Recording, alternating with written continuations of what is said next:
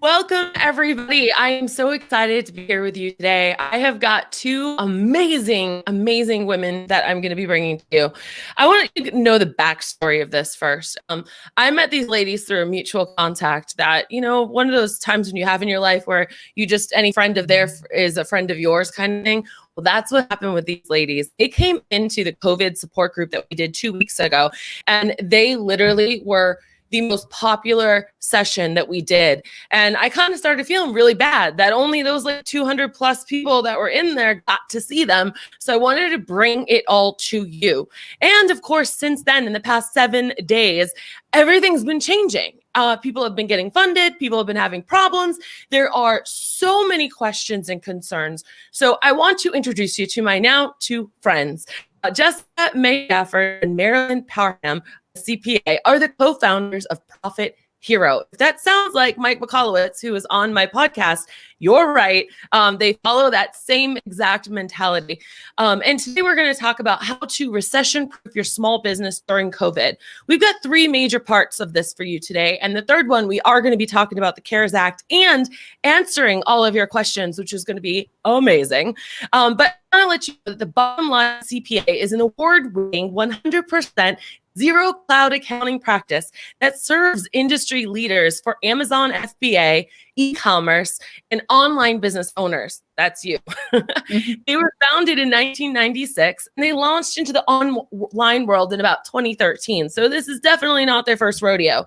They quickly became certified profit pros behind many elite brands. And they were also home to Profit Hero, which you're going to actually hear about today. And I'm going to give you a free masterclass from them. That's how cool they are. They were able to work out this deal. And they basically come alongside business owners. And it's not just about the numbers, but as you're going to see today, it's about much more than that, because you can't make decisions about numbers unless you have some answers first about your own situation. So without further ado, welcome, ladies. Yeah, thanks, Hello. Bella. Thanks for having us. Thanks for hosting this. This has been a whirlwind week. We're on an adventure. No kidding, right? So there is so much stuff that we have to unpack today. We've done a lot of prep for this show to make sure that we over-deliver you guys in value. There's also some bonuses, because this would not be a Jump Consulting production unless we had some bonuses for you. So go ahead and look at the ticker and make sure, because we are actually simultaneously broadcasting in 5 places. Make sure you come over to the Jump Consulting Facebook page in order to take part in what's scrolling below, okay?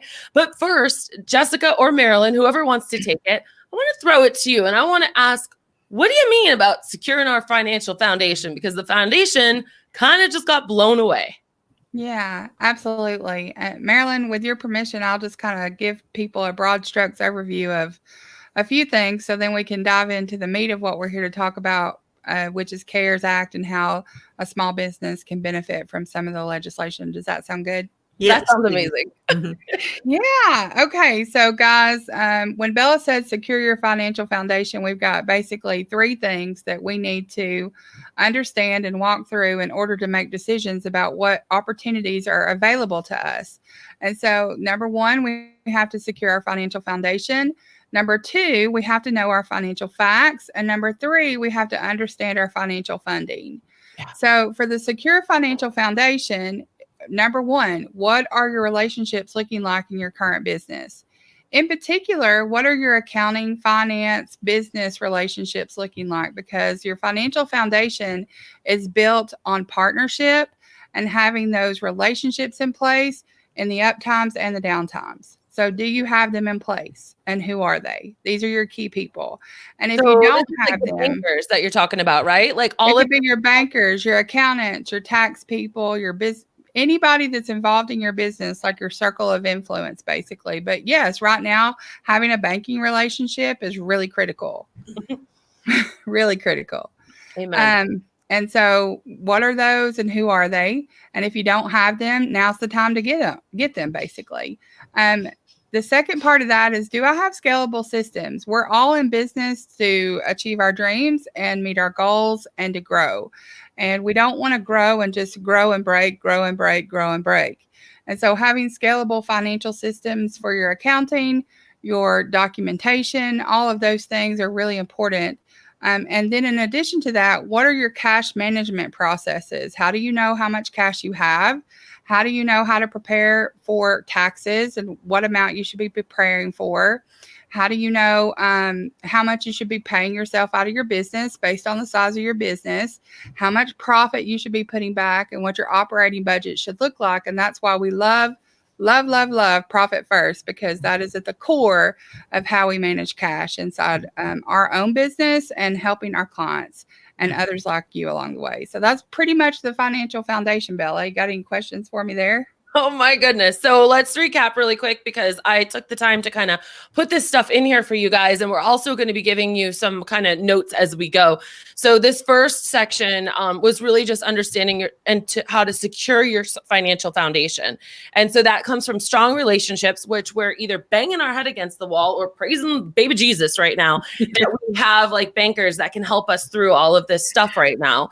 Scalable systems. And when you and I were talking yesterday, you were telling me things that scale that won't break when you scale them, right? Which is really important. And then compliance checks. So I don't have any questions. I'm looking at the viewers. They're all typing in to get our free gifts right now. I don't see any questions coming yet, but I do want to give a quick shout out to Morag and Tracy with an I and Tracy with a Y, Joanna, Nicole, Larissa, Jody, Courtney, Susan, Marianne, Dee, Laura. There is over 60 people watching us live right now. And I just want to say thank you for being here. And you guys, I promise this is going to not only educate you, but uplift you today. So you just play along with us here. And I mean, we're all sitting at home right now, right? Yeah, exactly. So why don't you take us into the next section here, and section number 2 that we have for them, which is knowing the financial facts. Yeah. I know, right? And this seems like, well, this is a no-brainer, right?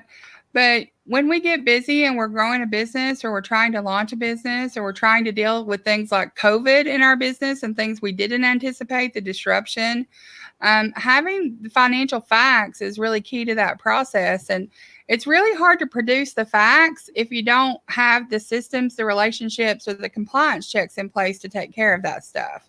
Yep. And so this is about your personal money. You know, a lot of times when people decide to establish goals for their business and things like that, maybe it starts as a side hustle. Their goal is to make it their full-time thing. Sometimes their goal is to bring their spouse into the business. Everybody starts businesses for different reasons. And understanding your personal needs, your personal upgrades, and your personal dreams is really, really important. And that is what that Pocket More Profit Masterclass really starts to plant the seed for, of like, how can we create financial goals in our business where we actually get what we want on the other side of all the hard work and service we've been doing. So that's the first thing. What is it that I need? What's my upgrade number look like? What does my dream number look like? And then profit planning. How can we create the business to produce the fruit of what I want personally? And then we're back to that cash management conversation again, and understanding how much should I be putting back in profit. Sales minus profit equals expenses. It's the only way to do business. You take profit first. You make sure that you pay yourself. You make sure that you play in life and in business, and you make sure that you have your taxes taken care of, and that you know what operating budget to swim from. So knowing those numbers are really key, because when you get into the third piece of understanding the financial funding, it's like, I got to know what I need. And these bankers are going to start asking you all kinds of questions you might not be used to answering, or only scrambling for at tax time. So now's the time to get prepared. If ever there was a time to get prepared and have the foundation in place and know what the facts are, is right now. Whoa, there was so much there that I want to unpack really quick, because what you're basically doing is you're prepping us to understand that what we need to know about our financial facts. We need to know how much personal money we have, how much we want to profit in, and that profit should be first. What? That's why I love you guys, because I also subscribe to that method. But you also mentioned something really quick that I just wanted to slow it down and make sure that we don't gloss over it. You said something about this masterclass. What is this masterclass that you just said?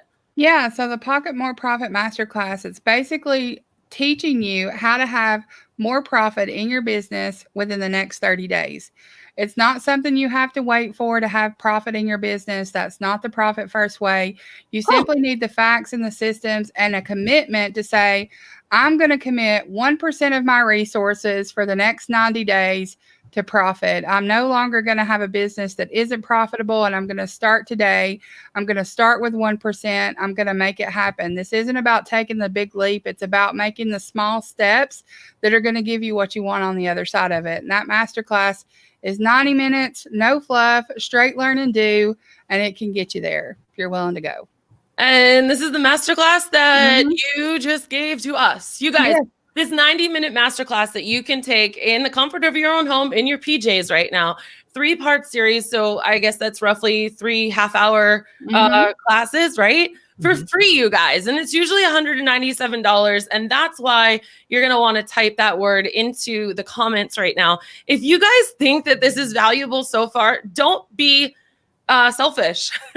Share it into groups and tell your friends about this, because guys, I don't ever want to just give you more problems. I want to give you solutions to the problems. And these girls are helping us do that today. So we just, there's so many more people joining us now. We've got over 70 people. So the first part, what we talked about, secure your financial foundation and what that all encompassed. Then know your financial facts. And you guys, we are getting into and giving you resources for the whole CARES Act too. And that's the meat of what we're going to be talking about. But I love how Jessica and Marilyn said, no, Belle, we're not talking about those CARES Acts until we understand the foundation that every single business owner needs. So ladies, why don't we go into number 3? Yeah. And number 3, I'm going to bring it on home. Marilyn's going to have plenty to say when we get into the CARES Act, because she has been on the front lines with the bankers and our clients, filling out paperwork, answering questions along with our team.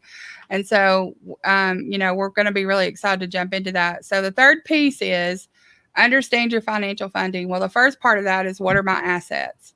In particular, what are my cash assets? What are the cash assets that I have to run my business and to take care of myself and my family? And what we call that the State of the Union, because part of what you're doing right now is you cannot drop the strategic mindset. You cannot drop the self-care. You've got to be full up. The battery has to be at 100%. The mind has to be 100% on point when you're trying to navigate all the things that COVID is bringing your way. It's like, I don't even know how to describe it. It's something we never expected, nor could we have ever planned for. But what we do know, it's going to be different, but it's going to be okay. So what are my cash assets? Then what's my debt service? Because this is where it's like, okay, what about this loan and that loan and my mortgage? And, how are all the things going to be taken care of? So I'm not broken homeless at the end of this, or how long do I have to run on before I'm, we entertain our worst fears when the worst thing that could ever happen in our lifetime actually happens. And so understanding what that debt service is, what the options are to get some relief around that, is definitely part of the process. And everyone right now is in the same boat, paddling in the same direction, wanting the same thing. And if there was ever a time when you could get whatever help you needed, I believe 100% that now's the time to do that. The COVID cover, as we were talking the other day, Bella. And then that drops us right into the economic aid options. What are the options on the table? What are the gifts that are coming our way? What are the opportunities? And it's not just what can I go apply for? It's about exercising that strategy and putting things in place that maybe you've wanted to put in place in your business for a long time, but you just never had enough time to stop and do it. Now's the time. So that's part of that process in point number 3. Awesome. I'm fielding things as we go. So understanding your financial funding is cash assets you just talked about, debt service, and then the economic aid. And I am sorry, I fell a little bit behind on getting those up on the screen because we have a lot of comments and questions coming in. So let me backtrack really quick. Everyone's saying, how do I take that master class? So you guys go ahead and once you type in Congress to the comments, JumpyBot is actually going to jump up and say hi. And if you just follow the prompts of JumpyBot, you will get that. You'll actually get a resource guide. You'll get that free class and you'll get everything that you need right there. So just interact with us inside that chat bot while it's happening. The team is there supplying that. And then we've got some other things that are popping up. I wanted to just say this and tell me if we're jumping the gun and we should save it for later. But Morag, she's in the mastermind. And when we had Mike McCall, the Profit First, come in about 8 months ago, she went out and got herself a Profit First accountant. Actually, a lot of people did. So just like you guys, people that subscribe to that mentality. So here's her question, and it comes from this Profit First mentality. She has a Profit First accountant and was doing okay until this. Now her only distribution is to her HST, or Canada account. I actually have to borrow from her profit account to make payroll today. Once I get government help in a few weeks, should I put that money back in my profit account? What do you guys think? Well, way to go having the profit account in place, first of all, because there's plenty of people right now that had no reserves to pull from to pay for anything. Yep. So kudos. That's why Profit First protects you. And that's the benefit of it. Way to go doing that work and making that work happen. But Marilyn, what would you say in terms of like how she should consider that money and what that should look like for her right now? Well, cash is king. So you had to pull the money out of your profit account to make payroll. When you get the money from the hopefully the payroll protection loan, yes, I would fund your profit account again. That is your safety net. Because remember, and we'll get into this in a little more detail, but the paycheck protection loan, you have to spend it for payroll. So you've got to keep going with your bills and you've got to keep going with your payroll. So when that comes in, just replace the money that you took out of your profit account and then move forward from there. Yeah, absolutely. And remember, the profit account is power. From the profit account, the debt can be reduced faster. You get the money to play and support the dreams and the reason why you got in the business.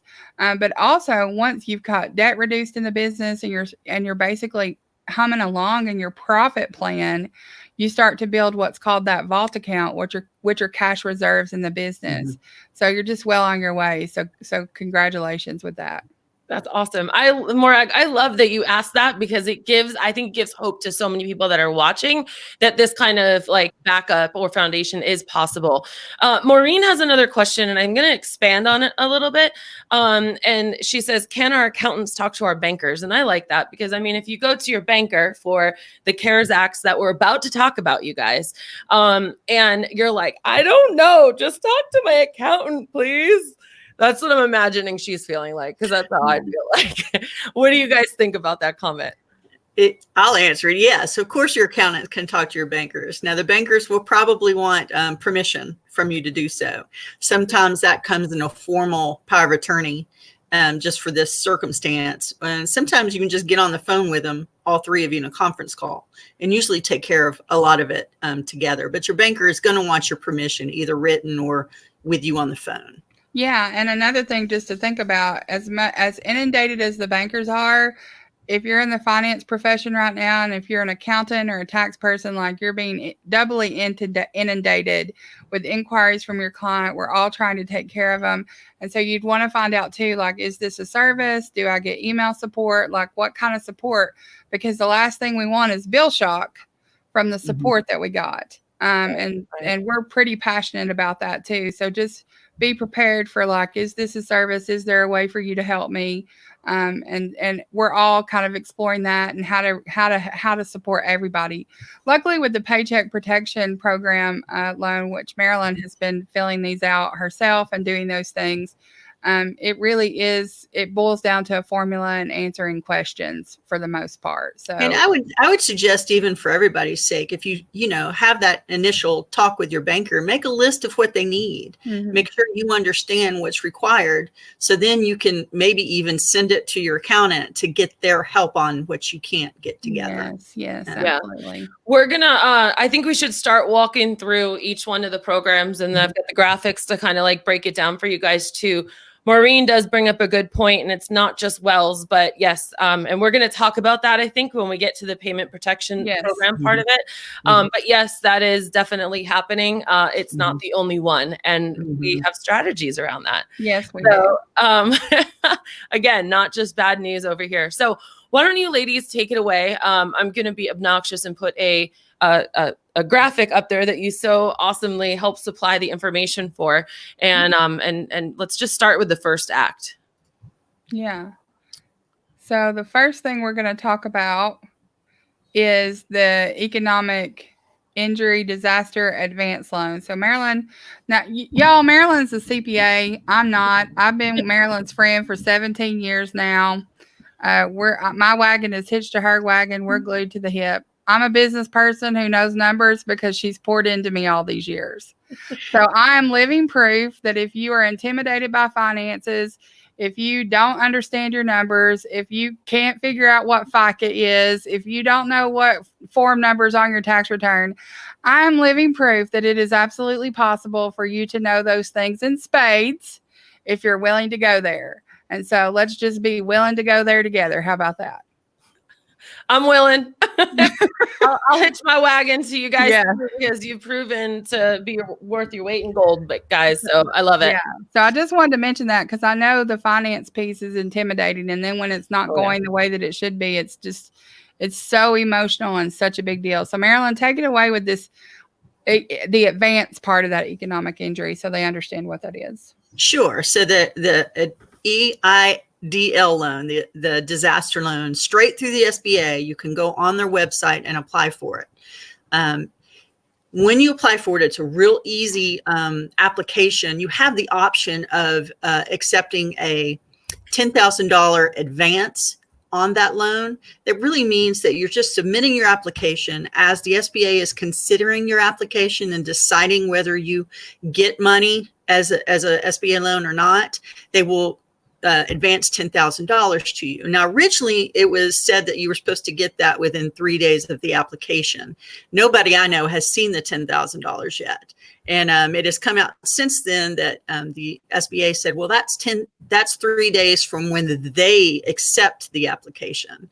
So, really practically speaking, I don't know when we're going to see that. Yeah. Well, we heard from an inside source who works the call center at the SBA that it's taking them 2 to 3 weeks to process the application. So you can say, okay, 3 weeks from the time that I submit my application and then potentially 3 days after that. So just round that out to a big old 4 weeks. And then, I've had clients that have actually gotten, oh no, wait, I'm sorry. Forget me. Wrong act. Go on. Yeah. There's a lot of them. So it's really important to sort of just take a breath. And there's several pieces of this. Okay. Yeah. So this is the economic injury disaster loan. This is the advance part of that process because there's 2 parts to that process. Yeah. So this is what you work straight with the SBA with, not your bankers. This is straight with the SBA. It's a wonderful potential program, especially if they offer a debt to you, a loan to you. The interest rate is 3.75%. It's potentially up to 30-year loan. It'll be a huge economic incentive if you are able to get it, especially to pay for the things that your company needs right now. Well, and let me just clarify that you're applying for the loan, guys, and there's a box to check that you want to be considered for the advance. Okay. And if you get the advance, that's money that does not have to be paid back, whether you got approved for it or whether you got denied that economic injury. If they actually gave you $10,000, then whether you got approved or denied, that $10,000 is supposed to be considered an emergency grant and not paid back. But you have to apply for the loan in order to be considered for the grant. And a lot of people are saying, well, I don't really know that I need the loan. Well, you might not. They may accept you for a loan and you can still deny it. It's just giving you the opportunity to make that decision, and it allows you to actually potentially get the $10,000 advance that they're offering. And we have that feedback a lot. I'm not so sure that I need it. Well, right now you're not so sure that you need it. But remember back on steps 1 and 2, your foundation and your financial facts, like how long will the money you have actually last? And are you projecting for your business to not have any impact whatsoever? Not just today, but 60 days from now, 6 months from now. So part of this is taking advantage of the things that are available to you and being strategic about it, because you could always, if you don't need it, just sock it away in an account, don't touch it. You can always give it back. I'm sure they'll take your check. I'm sure So, Can I make a joke? yes. And I hope that you laugh, you guys. Let me know if you laugh in the comments here. Use the same mentality the whole world's been using about TP. Go ahead and get yourself some TP just in case you need it. That's right. Guys, it's a joke. I hope you laugh. Okay, I'm not a comedian. Well, and you know, on the other side of that funny is like you have clients to take care of, you have your own family to take care of, you are participating in your community around you. If you have employees or contractors, all those types of things, like you're contributing to the economic upstream. That, you know, this is why they're doing it. They're doing it so that our economy can continue to swim. So we have to swim in it, and then be strategic, and then steward the resources that we have, basically. And this is in addition. You can do both this loan and the payroll protection loan. Yes. It's not exclusive of one another. You can do both of them, and you probably should. So, okay. Awesome. So we're going to get into all of your questions, you guys. I want to go through the three with them, and then I'm going to start scrolling back. So if I miss your question, feel free to repost it, okay? But we're going to move on to the second one, just since we have this all prepared, and then we can go deep diving into the but and how does this work. So here's the second one. Which way you guys want to take it? Well, this is the loan part, Marilyn. So just talk to them a little bit about the loan process and what it's doing. Sure. Like I mentioned before, if you are granted the option for a loan with SBA, it's a 3.75 interest rate for small businesses. They actually do offer a 2.75 for nonprofits, because all of these opportunities are available for nonprofits as well. It is for 30 years, and you do have to qualify for the loans based on your credit. So there is, they'll need to pull your credit report for this loan. I think, Jessica, correct me if I'm wrong, but I think they're saying a 745 is 640 or higher. I haven't heard exactly, but I have heard. I heard too. 640 or higher is, who knows though? Like, they get to make that decision. But if you're hovering around that or higher, like that's what it's going to do. And even if you're below that, don't let that stop you. Yeah, really. There's the gift is in the ass. Don't let that stop you. Yeah, from what we understand, they're waiving the fees that's connected with the loan. So there's really no harm in actually applying for and seeing if they will consider you for this loan. Yeah, and Bella, if you could pop that back up one more time, a couple of things I wanted to make sure we mentioned. Every small business who has under 500 employees can apply for this. If you are a sole proprietor, if you are an S Corp, if you are an independent contractor, if you are a self-employed person, if you are a freelancer, however you identify in the world of business, it's available for you. So even if you're here and you're a Schedule C filer or a sole prop or an independent contractor or what have you, even if it's just you, this is for you too. And they're going to be able through this loan program to offer up to $2 million in assistance. And you don't get to decide. They basically process your application, get your information, and they decide how much you're going to qualify for. So there is no asking for money. And then the loans up to $200,000, based on what we know so far, are not going to require collateral or a personal guarantee. Now, that doesn't mean they're not going to ask you what your collateral and your assets are, because that's part of every loan application. But the terms come after the application. So your deal gets presented to you once you apply. And there's no fee to apply.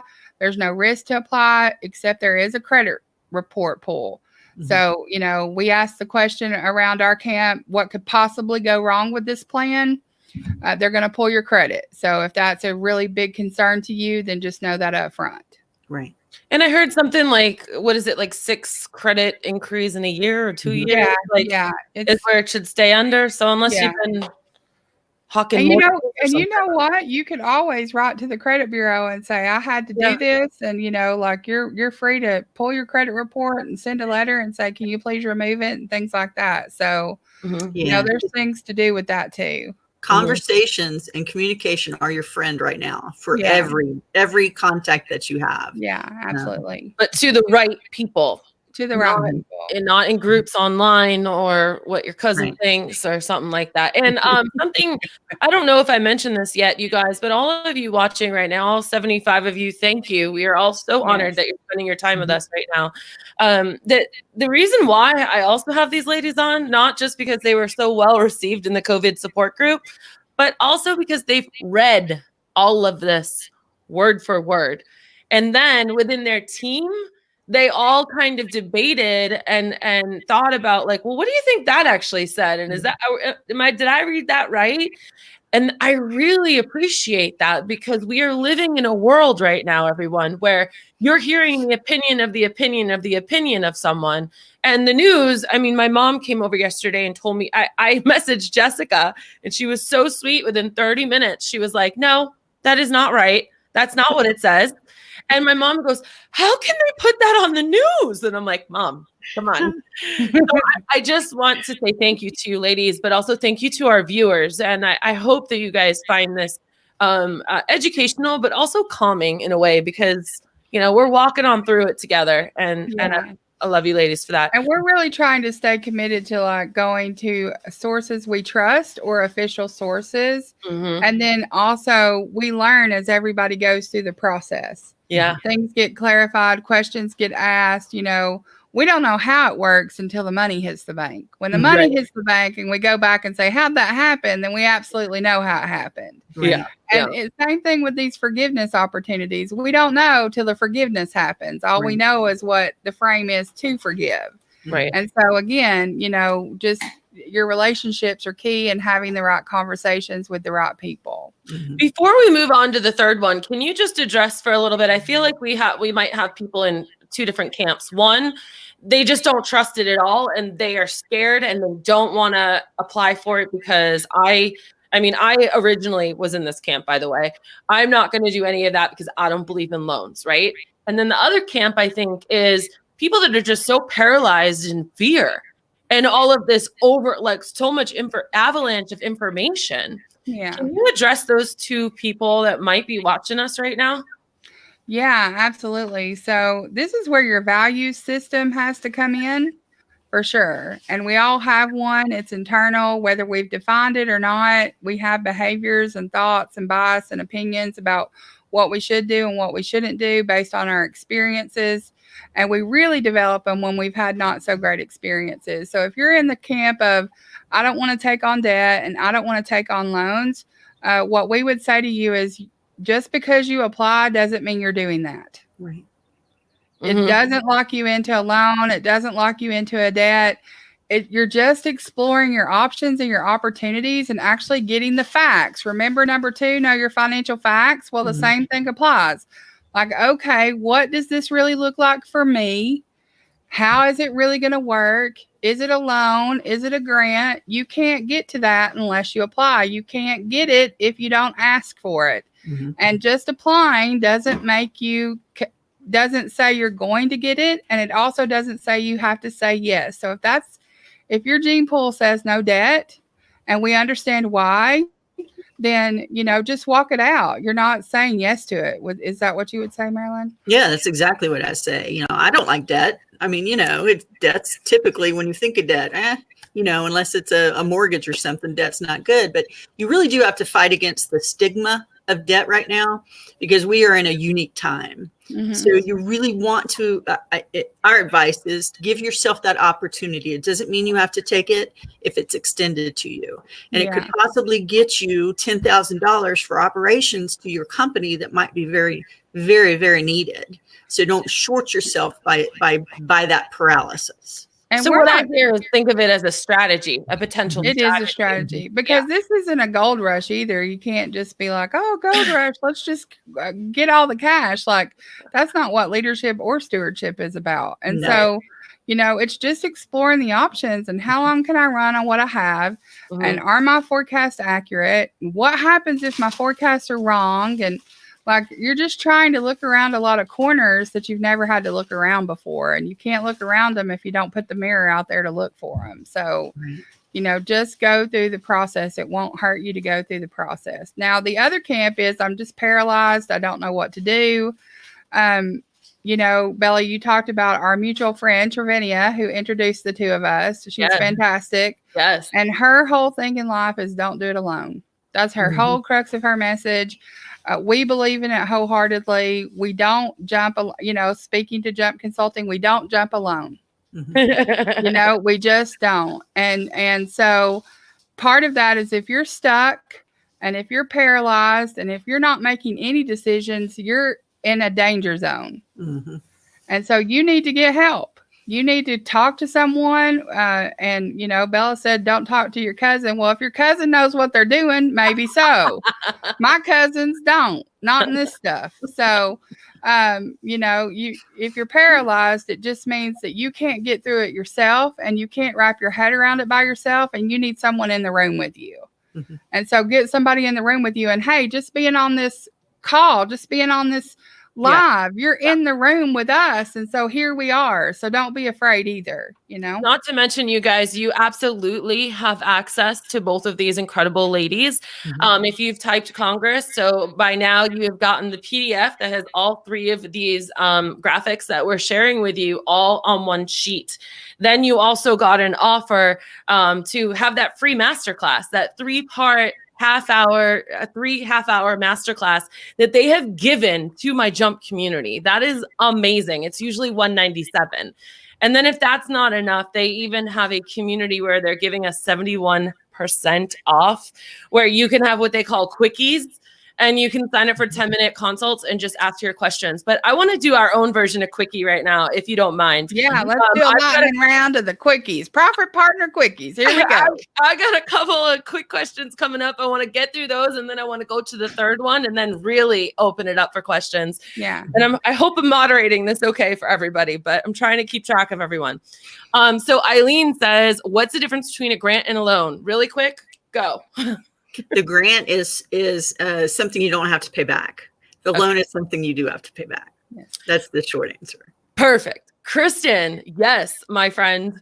There are dogs and kids and husbands and all kinds of people making noises in every single house right now. This will live on, and there will be a replay. So don't you worry. We're here for you. Morag also came in with that. Good job, Morag. Yeah. Awesome answer. And I love how you guys are helping each other out.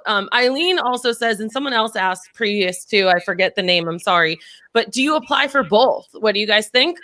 Well, we haven't gone through the Paycheck Protection Plan yet. But the grant and the loan are part of the same thing. So you can't apply for the grant unless you apply for the loan. Okay. Yeah. Perfect. And then let's see. I don't know if this one is, I think this one's for PPP. So we'll get to that one in a minute, but we will address the sole props and the ICs and all of that stuff. Let me see. So excited for the masterclass. Awesome, Joanna. I'm excited for you to go through that. Joanna is a doer. She's in Better Marketing with Bella and the Mastermind, and you give her something, she is like a dog on a bone. Like she doesn't get inspired, or she doesn't get motivated, she gets inspired to action, which is what gets me really excited. Yeah. And then Eileen says, I see, thank you. Okay, ladies. So what do you say we move on to PPP? Yes. Yes. I got to come up with a song for this thing. We can make one up. We can make one up. Definitely. All right. Let me put this up on the screen now. Boom. Paycheck Protection Program. So I'm going to let Marilyn kind of run through this graphic here, and then we can start having some discussion and then open it up for questions. Okay, this loan is to give employers a direct incentive to keep their workers on payroll. Which includes you. Yeah, which includes yourself if you're on payroll. And we'll get into all the gamuts of that. So the SBA... The SBA will forgive these loans if the employees are kept on payroll for the 8 weeks after they give you the loan. 75% of the funds that you get must be used for payroll to qualify for the loan forgiveness. Okay, 25% of those funds can be used for business rent, your mortgage interest, or utilities for the business. Small businesses with less than 500 employees can apply for this loan. This includes sole proprietors, independent contractors, and self-employed persons, because none of those actually have formal payroll. So that's been a big question, but yes, they are eligible. Yes. Loan forgiveness must be requested once all qualifying payments have been made. It has to be requested. It's not automatic. You have to request it. And then the loans are offered through an approved SBA lender, which means a bank, not the SBA directly. There is no credit check, there are no personal guarantees, and there's no other hoops for approval. And it is 100% backed by the SBA. So even though the banks are managing them, the SBA is funding them. Yes. And the other thing that's not on here, it is a loan. The way they distribute funds to you, even though you're going to ask for forgiveness, and if you do what you're supposed to do with the funds and follow the process to get it, it is a loan. And the loan is a 2-year term at 1% interest. Right. But the payments for the loan are deferred for 6 months. And so when you get the paycheck protection loan, you get the funding for 8 weeks of payroll, you make 8 weeks of payroll, then you ask for forgiveness. I mean, you've got this all hopefully wrapped up before the 6-month deferred payment even starts. Right. So you have to know, you have to stay on top of this. You know, when we were talking about number 1, secure your financial foundation. If you don't have systems and you can't document, you can't record things, like, you're going to struggle with this part of the process, because it depends on you being highly organized and very detailed and following up and asking and seeing it all the way through. You can't just say, well, I got it and they're going to take care of me. No, you take care of you. I would almost say that they're betting that you won't do that, and so that they don't have to forgive it. Mm-hmm. And one thing that you guys said in the COVID group, which I really appreciated and liked, is that if you get that, you should just put it in a separate account so that you can track it clean. Mm-hmm. Yes. Yeah, because that's the other thing. Right now, during our COVID era disruption, tracking everything related to COVID is going to be very, very important, because there's probably other things that are going to come down the pipeline that haven't been even put on the legislative books yet. Yeah. And so tracking the impact of COVID is going to be your very best friend. So the number 1 and number 2, you just are not going to be able to pull everything off without it. So that's really important. Do you have a list of cancellations right now? Like my pet sitters and dog walkers, I'm talking to you right now. Everyone who canceled, do you have a list of who canceled and what that cost you? Mm-hmm. These ladies are saying you need to have a list. You do. And even for that, I had a client ask me today who was a sole proprietor, and they don't have a separate bank account for their business. So this documentation that they're actually going to be asking for payroll, I'm suggesting everybody, if you don't have a separate bank account, once you get these funds, you should have a separate bank account. Now's the time. If you've been commingling, now's the time. Mm-hmm. Don't just get a new bank account. If you've been waiting to get anything in your business set up to separate the business from the personal, make that your priority right now. Mm-hmm. Okay, here come a couple of quick fires for you. Mm-hmm. Can you apply for the SBA and PPP? Yes. What are the downside to applying for the grant or loan combo? The credit report check. If you have an aversion to the credit pull, that's what could go wrong with that plan. You're that, I guess. Okay. I don't understand this question. You guys probably do, because it was on the thing. What is the Zero? Oh yeah, Zero. Zero is accounting software. So it's built for small business. It's absolutely wonderful. Every client we have on it, because the masterclass you're getting is a bundle, and there's a Zero 12-step speedy setup that's included with it. So bonus. Yeah. There's another class in there. Now you could use that Zero speedy setup and not use Zero at all, and just kind of create your own financial system using that information, because accounting is basic and universal to its core, and then you need to take care of it based on your business. So anything we give you, it's a foundation conversation, and using the tools we suggest and recommend, if it's for you and it fits you and all that kind of stuff, it'll just help make the process easier. But you can create anything you want with every piece of information we give you.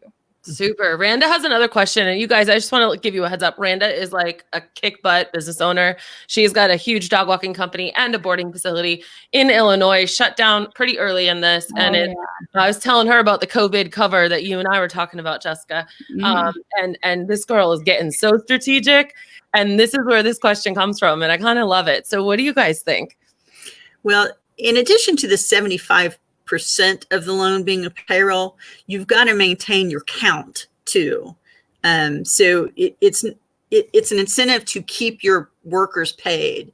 So if you have 10 workers and you've had to lay off or get rid of 8 of them, if you get this payroll protection loan, you've got to hire some of them back. You can't just keep it all. Yeah. So it's kind of both. You have to use 75% of it for payroll, but you also have to maintain at least a 75% of what your payroll count was. Yeah. So the head count is part of the process, because the whole point of the paycheck protection, and again, let's talk about strategy here. You get the paycheck protection. It's supposed to help keep everybody whole. That's the part of this whole process. Every piece of legislation that they've been producing in the second piece and the third piece is like, how can we make sure when people get sick that they can get pay so they can get better if you don't have sick pay and things like that? And how can we help employers pay for that when that happens? And then the other part is, what can we do out of all the vehicles that we have to help keep people as whole as possible for as long as possible? So Paycheck Protection Program provides funding for the payroll for 8 weeks. And let's say that you use that 8 weeks, and then for whatever reason, the business has just not turned itself around, or COVID is still presenting its problems at current. And then everyone then has some opportunity through the unemployment assistance, which we're not going to get in today. But the unemployment assistance can then start to kick in too. So there's a lot of different things to think about when you're trying to do this. And I know when Bella and I were kind of volleying back and forth about this particular issue too, it's like, well, what do you do if you don't have services? And part of what I shared, and if you have a big team, it's not going to probably be possible with the entire team to do this.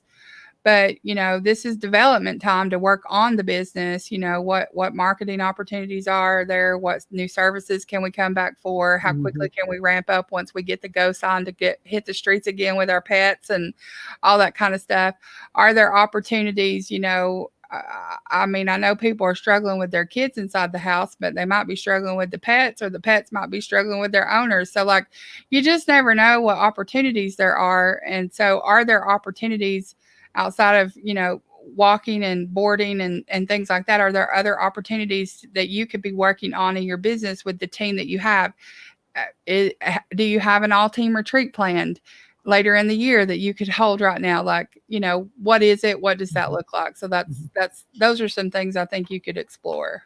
And I do want to remind you guys that Jump Consulting, we just actually posted on Tuesday, I think it was 14 things that you could be doing marketing during COVID right now too. And that is stuff that you could easily kind of pay some of your staff to be doing right now if you need some ideas. If you're in the mastermind, we massaged that out to 16 and gave you scripts and everything. So that was pretty cool. And here's a couple of other ideas. If you have facilities like boarding or offices or anything, do they need maintenance? Is there anything that you wanted to improve and work on that you could do while it's basically not full? Another thing is, do you have training issues? Do you have new programs you want to create, but you haven't had space or time to create it, to write the curriculum, or to actually test the things out? What could you be doing for that 8-week window of time to keep the family together? Yeah, I appreciate program. I appreciate so much how you're just willing to jump in and start brainstorming, because I think that's what we need. We need hope and we need ideas. Guys, we have questions rolling in like crazy. We got 2 of them back to back that are pretty similar. And I know that you guys are going to address this. First, Tracy with an I says, you mentioned you can pay yourself if you're payroll with PPP. So that would only be for S and C Corps, correct? I'm an LLC and take a draw. And then let me piggyback Susan's on this too. She's asked this a couple times. There didn't seem to be a good fit in the PPP application for being sole proprietor who uses ICs. The application only mentioned employees. I still filled it out. Does the PPP loan really apply to sole proprietor with ICs, or only using if employees. Marilyn, let me start it and then I'll let you back it up. Okay. So, first of all, to Susan's question, I think it was about the loan application isn't built for the self-employed because this is the first time that I've ever known in my entire business life where the self-employed, sole proprietor, independent contractor, or freelancer had any opportunity like this ever. And so these forms and everything are not going to be geared to like specifically, even like when you go fill out that economic injury disaster loan, there's a box for you to check sole proprietor, single member LLC, that kind of thing. But then it asks for your EIN or social. So if you put your social in there, they're going to format it like the EIN. That's how much they have thought of you, but not thought of you, if that makes sense. The other thing, so don't be intimidated by that. It is still for you, even though it doesn't feel like it's for you. But we're in new COVID territory here. The other part is the Paycheck Protection Program just opened up for application for small businesses with entities with payroll on April the 3rd, Friday, April 3rd. And then and they are not, and they're all still scrambling to get that together. And they already said we're not going to open up applications for self-employed, sole proprietor, independent contractor, freelancer until April 10th. So they don't even have this open yet until tomorrow for those class of self-employed individuals to actually start applying. But I'm sure there are some banks that are, because I don't know how you'd actually differentiate the two. So, Marilyn, what else do you say to those questions? So, because you don't have formal payroll, you're still paid. And the simplest way I can put this is that any of the income for which you pay self-employment tax, you pay Social Security and Medicare, would apply for this. So for the self-employed, sole proprietor, single member LLC that reports the income on their personal tax return under Schedule C, what they're looking for is that net income number. There has been some talk that you could include your independent contractor payments in that. The IRS has come out to say that you should not. That's been pretty plain in the last week. Every independent contractor that you may pay has the obligation, the opportunity to apply for themselves. So what you're applying for is your income, okay? The self-employed piece of your income. That's why the S Corp entities, they're kind of in the middle here, because the owners of the owners of the S Corp can only apply for what they count as wages. Okay, they can't include that flow through investment income in that number.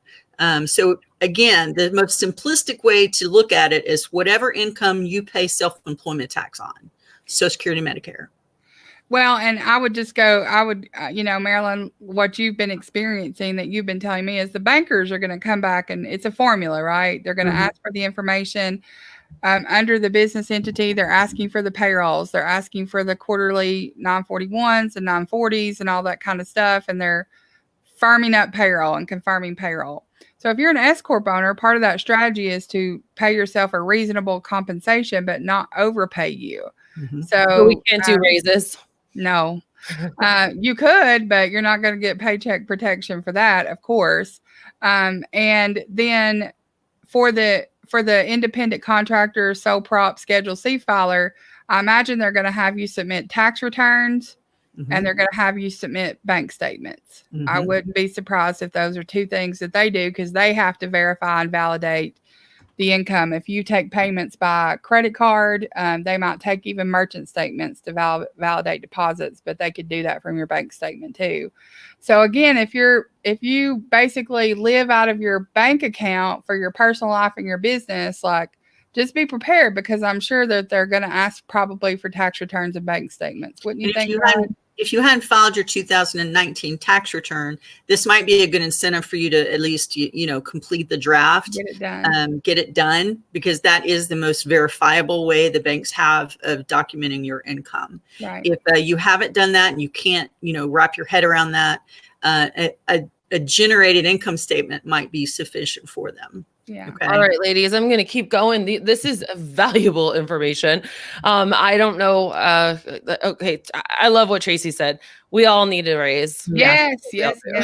Amen. Profit first can give it to us. And putting our ingenuity and our strategic mindset in place. Absolutely. Eileen just started my business when this all hit, sole prop. Or is any of this based off of current income for her? It's basically zero. Yeah, the date is, well, there's a February 15th date that they're looking at, but the window that people are looking at for the covered period for COVID impact is basically anything that was prior to January 31st. So if you came in and you got into business on February 1st after, like, you're out of the covered period. Okay. And if you have no income, then that probably, I mean, there's no documentation for you to submit. So that probably knocks you out as well. Yeah. Yeah. Sarah Mitchell, she's another big business owner, a 7-figure business owner. She's a house cleaning, a whole bunch of house cleaners everywhere. And she's, saying that it seems unrealistic that they'll be back into full employment within 8 weeks. So her fear is that it will be a loan, not a grant, because she feels like that window is so like closing in. So why take this and think that in 8 weeks we'll be doing it? Doesn't the 8 weeks start from when it's funded? No. Well, it's through the period, isn't it through like June 30th, Marilyn? Like that's the window, right? Right. And so here's what I would say. Sarah, you are absolutely right. You are thinking about this the right way in terms of like 2-year loan, $85,000, even at 1%. How am I going to cash flow that? Absolutely. And so a couple of strategies you could think through and put in place here is that you have a period of time to cover these workers, and it needs to be the 8-week period. So I'm going to go back to like, what are the opportunities for the team? Is there something that you guys can be doing collectively?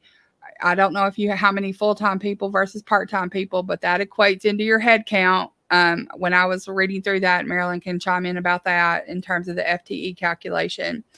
And the other thing is you could get the money, put it in a separate bank account, and hold on to it.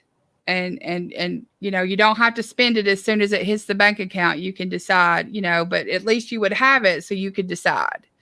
So, and you could give it back because there's no interest, no penalty, no payments for 6 months, no fees to apply. It sounds like a lot of your people, Bella, are very financially prudent and consistent and things like that. And so I'd like to think so. and let me say, if you have trouble with that kind of process, then that could be high risk for you. So you're going to need some accountability not to dip into those funds if this is part of the strategy to at least get it. So you can actually have the opportunity to make a decision, Right. So.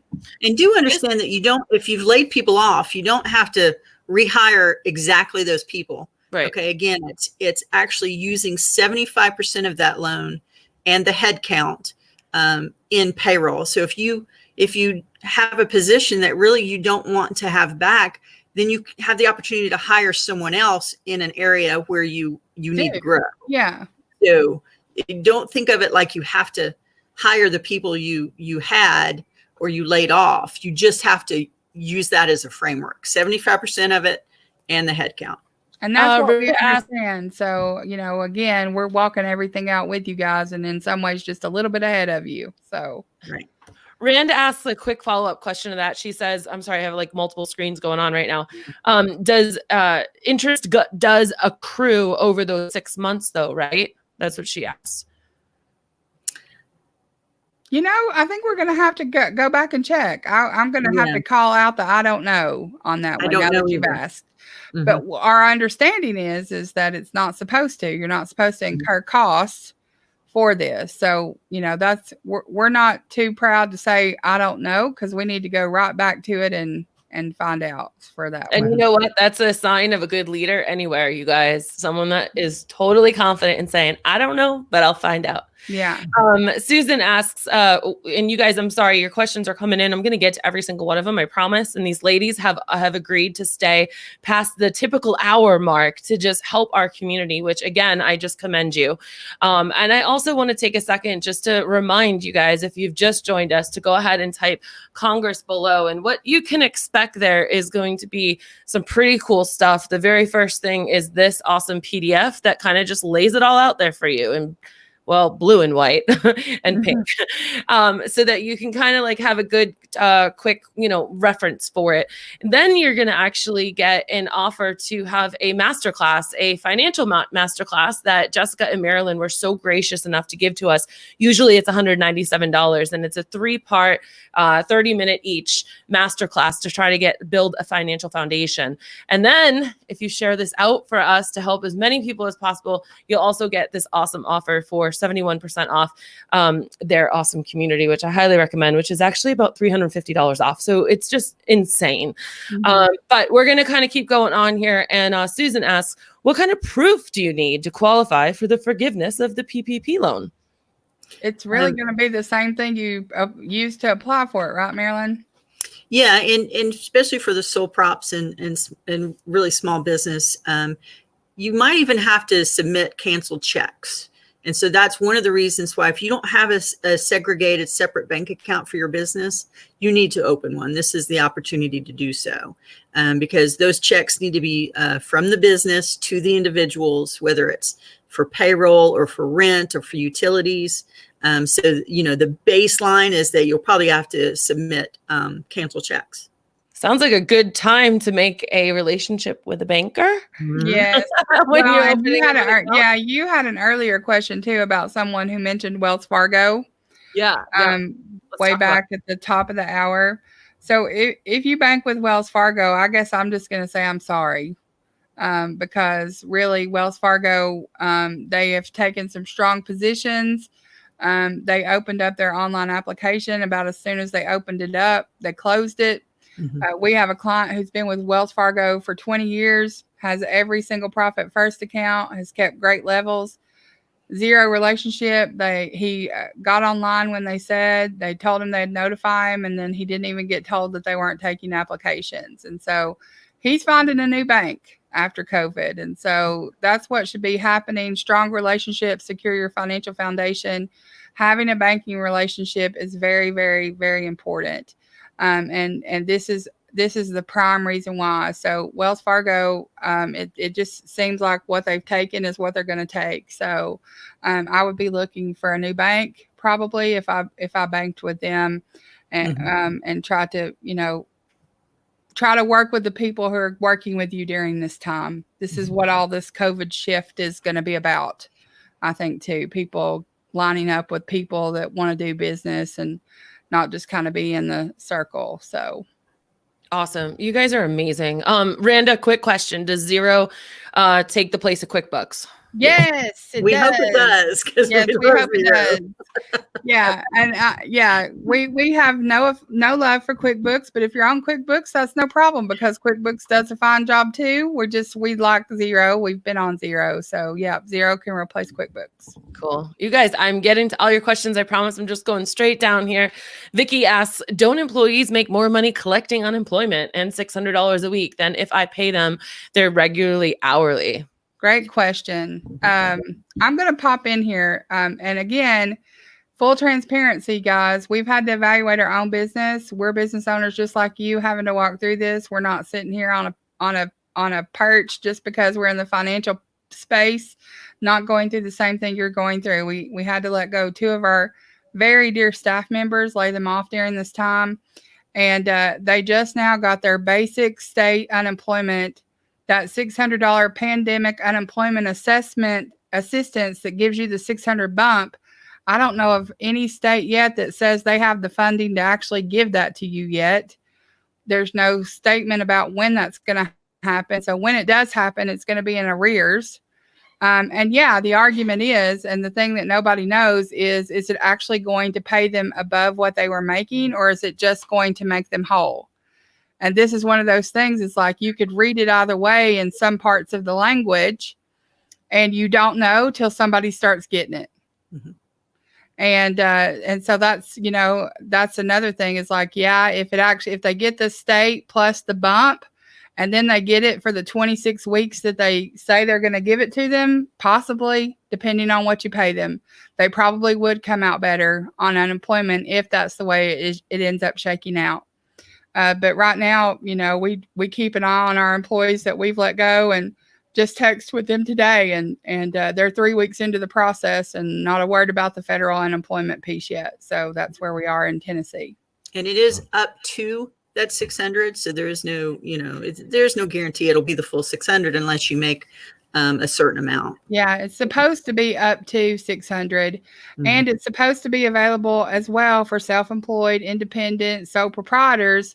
But none of these states seem to be geared to helping that class because they've never ever had to provide unemployment benefits to that class. So it feels a little bit like, do you even know who I am when you're trying to apply for the process? So I think it's going to take a minute for these states to shake out how this pandemic unemployment assistance is going to work out. And remember, it's still available to you after the paycheck protection if that is necessary. If that's necessary, yeah. That is such an interesting conversation to be had because I think a lot of people are scared saying like, oh, just got unemployment and I'll get all this money, right? But, your thought about, well, we haven't seen that money yet. It sounds like you're living on a prayer, and we might want to just have an honest conversation with our staff once they talk with you guys about this, or just hear this and say, yeah, in theory, that sounds great, but I'm working and I'm committed to getting this business back open and back up at 100% the minute that they allow us to come out of our house. Are you on the team or are you not? Like, here's the line in the sand. Can I count on you? Or should you be one of the people that I need to be replacing? And of course you can't say it like that, I'm sure, but you can kind of let them know that, hey guys, listen, I hope to get you back up and going and back to normal. Don't we all want normal again? Yeah. So anyways, I guess it's another conversation. Well, and another thing too, if you have a honey-do list inside your business, you never get to, because your business is you're just trying to take care of the day-to-day, and your business is growing. And it was, prior to COVID, like, pull out the business honey-do list. I mean, really dig deep and figure out, like, what can I fix right now? And how can I actually invest this time and these resources that I've been given? Because now I have the opportunity to stop for a second and fix it. It's like you get an opportunity to renovate your house if that's what you need to do, and have it funded. Marilyn, this question from Susan looks like it's for you. Sorry, I muted myself because the dog was barking. Marilyn, this one's for you. Yes, the answer to that question is yes. You should not put the pay for the independent contractors in the paycheck protection loan application. And that clarification just came down from the Department of Treasury on April 7th, guys. So if you heard even us tell you that when it was initially communicated, it's going to help pay for your independent contractors and your payroll. Right. But in the FAQ between the IRS and the Department of the Treasury on April 7th, it's now April 9th, they said no. It was like, I don't know what, Marilyn, question 17 on the FAQ doc, right, where they said these people can actually go apply for these resources on their own. Well, that kind of makes sense. They're independent contractors. They have their own business. So why should my business be absorbing their business? They need to individually go and do it, right? And you never like to look at it from the government's standpoint, but they don't want people double dipping. So sure, that's the basic premise of it. Right. Yeah. They closed that loophole. Cheryl says, can you use PPP to pay employees even though they're not actually working? I'm one of the only current working ones, but there's still a few waiting in the wings. It's a great question. Yeah, yes, you can. I'm posed with this very question because I'm co-owner in restaurants in the area, and we had to lay off 90% of the workforce. So if we get this and we're still closed to diners, we really have to spend it. So yes, again, you can find things for your employees to do that you've been wanting to do, whether it's cleaning or, marketing or whatever, or you can pay them and they don't necessarily have to work. Right. But you're taking care of them as the employer with funds you're being given. Right. I literally just wrote down 1 hour and 7 minutes so that I can break that into a soundbite. That's pretty incredible. Cheryl, thanks for asking that. Holly asks, can I show the chart again? Yes, I can. However, if you just go and type Congress below, the very first thing that JumpyBot will deliver you is that PDF, and you can even print it out if you want. Kristen asks, she was in the process of hiring 3 people when this hit. Does that mean I can hire them and use PPP to pay them now? Oh, she's probably, if she had the payroll money before though, right, Marilyn? Yeah, if you're just hiring them, those 3 people won't be a part of the numbers that you're putting together.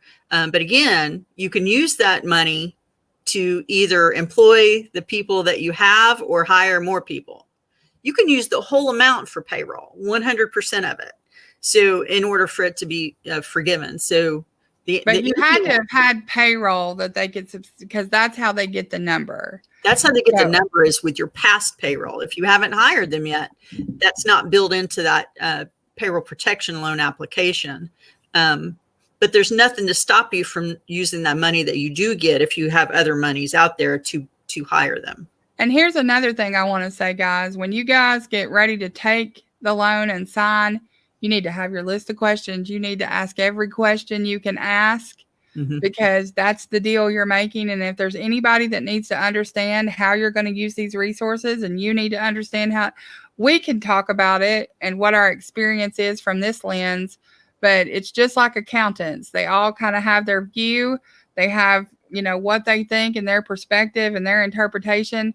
Bankers are the same way, and so is the government. So you have got to be super dialed into your deal when they present it to you. You need to ask every question possible, because the answers we're giving you is just like, this is what we think based on the information we have right now. Because the last thing we want is like, Jessica and Marilyn told us this is the way it was going to work. Well, I'm not Wells Fargo, and Marilyn ain't Regions Bank, and Bella ain't the president. So, you guys have got to make sure that you're having conversations and communication. And when you sign on the line for these funds, you know what you're going to do with it. You have help and support with your relationships, and you're asking every question. So you're covering everything, and you know exactly what to do. And when we're talking relationships, it is your HR, it is your lawyer, it is your CPA, it is your bank, it is all of this stuff. I have this program, ladies, called the Employee Quick Start, and it's basically how to go from solo to having employees. And the very first lesson is all about making profit. It's about your numbers, and it's about building your team. And gosh, I never knew how important that foundation would be.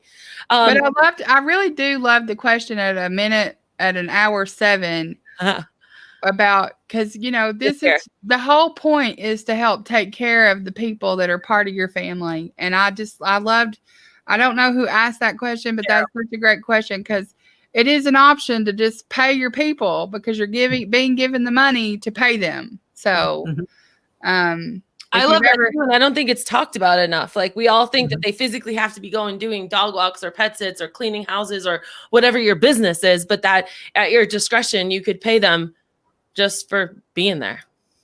You could pay them to do personal growth and personal development work, like get creative. Like, one of the things we talked about when we in the survival group was like creative responses to today's situation. This is thinking up in the downtime. Like, what are the options? What are the options? What are the opportunities? Give them 3 books to read that will improve their work at their job when you are back in, business. So, yeah, buddy. I love that so much. I think we need to talk more about that. You guys, what do you think? Let me know in the comments, so we could talk more about how to get your people back to work right now. Now that you've got this option, I hope you guys are seeing that there's like a little bit of a light out there, this could help bridge the gap. So, the challenge is, and I do want to acknowledge this, the challenge is, if you don't have funding to pay payroll, and you're waiting on the paycheck protection, and then you're struggling to find a bank, there's a timeline here, right? Like, there's patience has to play itself out. And in the meantime, people got to eat, and they got to take care of their family. And so if they're not getting a paycheck from you, they're applying for unemployment. So maybe you laid them off as a furlough and you bring them back, you just kind of got to walk the timeline out, Okay. Susan wants to know, cancel check as proof. What if she uses direct deposit? It's a great question. As long as you can document somehow in the process that direct deposit went to this person at this date, it's all documentation. You just, you've got to make sure that there's everything on that documentation that the bank needs. And direct deposits, bank statements, your bank statement, the business bank statement. So, that can money in, money out. So yeah, I'm sure that that would work. Great question. Okay. We have so many. I just lost my spot in all of these questions as I'm trying to like keep this all going here. We have, let's see. Do they know they'll be forgiven? Let's try this one. Do we know yet if they'll be forgiven on a percentage based on how much we missed the 75% mark or headcount mark? Or see, she has these good questions, man. It's really both. It's really both, right, Marilyn? Like the formula is both. You have to do both. And as far as if you don't make that 75% mark, again, we've not seen it walk out. But my understanding is they forgive as much as you do use, but not everything out. Does that make sense? Yeah. Like if you don't use but 50% of that payroll for payroll, then they might forgive the 50%, but not the rest of it. Again, we've not seen it walk out. We've not seen any data to support. Okay, ladies, we really have to do rapid fire because we have a lot of questions. Okay. So Randa says we don't need to use Zero to do the masterclass, right? Heck no. And you don't need to use Zero to even look at that speedy setup. Yeah. Okay. What if she's willing to keep the staff, but then they quit before the 2 months? I would assume that she's just got to hire more people and use it for payroll, right? You're replacing. It doesn't even have to be like pet sitters. It could be like office managers or something, right? Okay. Yanni, this is her first question to you ladies. My 2 new employees are currently furloughed and collecting unemployment, which I understand they can still work small hours. If I do the PPP and pay them, would that affect their unemployment? They are getting more from unemployment than they would get from me because they don't have an income history with me yet. So that's kind of the same thing there too.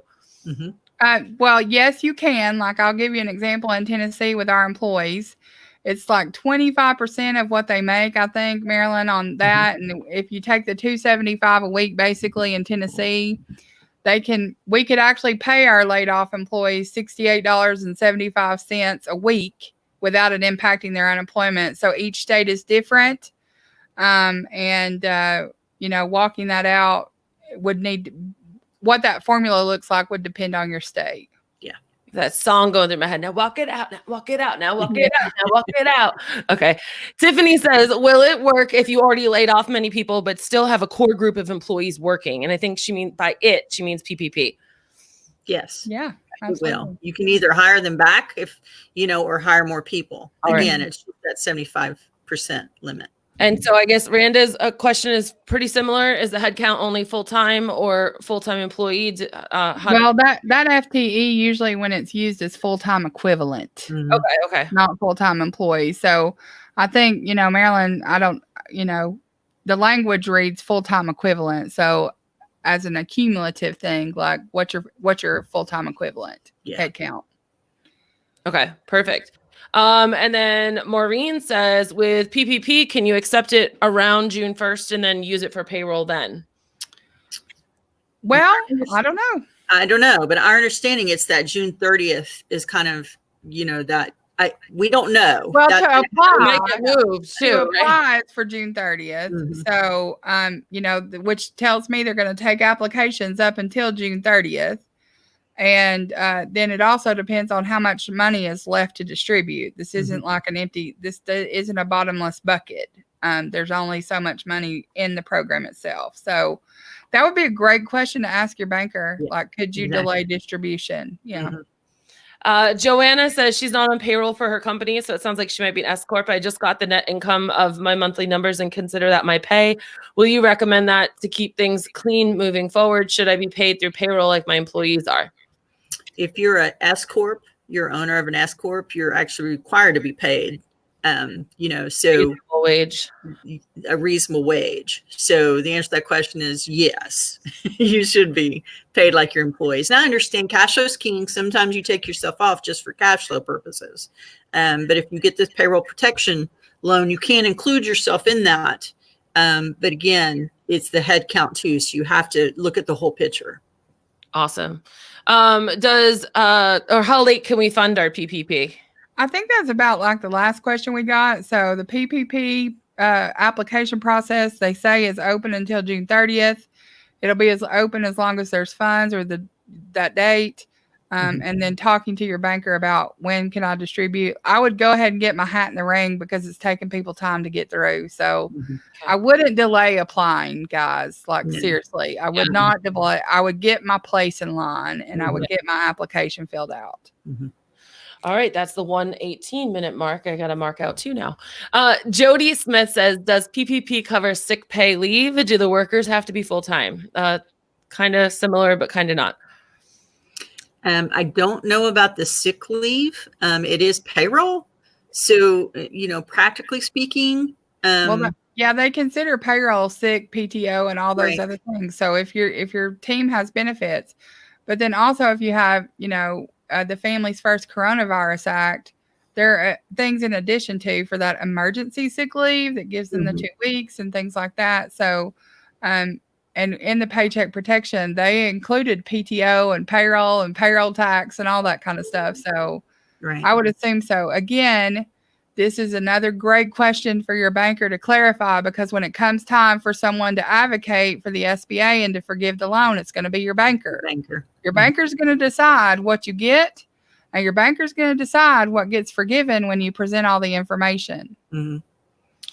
We covered this one with the contractors, right? That the contractors have to go and apply themselves. Right. If you have independent contractors, you need to give them this information, send them this link and talk to them and tell them to get in the loop and make an application for their own stuff. So this next question kind of goes back to what we were saying about like home maintenance or repairs on an office and stuff like that. Kristen asked, can we do maintenance on a stay-at-home order? Well, I would think that would be based on, Home Depot's still open. I'll tell you that. Well, federally, it's no more than 10 people in a gathering.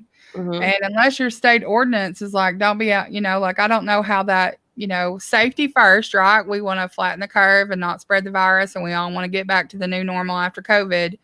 But I think as long as you're being safe and you're not, contributing to the problem, I don't see why not. So awesome. Jody has another question. She's heard that payroll expenses like federal taxes and maybe the cost of doing payroll, like bookkeeper or software for payroll, cannot be included in the 75%. Is that accurate or inaccurate? The payroll taxes is part of payroll. So I don't really think that that's not included. I think that is included in the 75%. But the bookkeeper and the software for payroll, I really don't know. I would say no, because I go back to the documentation. Because when you actually submit the documentation showing your 75% was paid for payroll, the software and your bookkeeper, unless your bookkeeper is actually on payroll, are not going to be in that documentation. Right. Like we have clients and we do bookkeeping and all different kinds of stuff too. And they can't include our fee in their PPP because we're we're a service for them. Yeah. And so we go secure our own money. And as far, I haven't read anything where it's going to cover software. It's literally the whole point of paycheck protection is to keep people whole and employed so the economy can recover faster. That's the whole point. Awesome. The next one is by Maureen. We kind of addressed it, but I still want to just acknowledge it. She says our sitters are now getting unemployment, plus they'll be getting extra $600. Why would they want to come back and get their pay?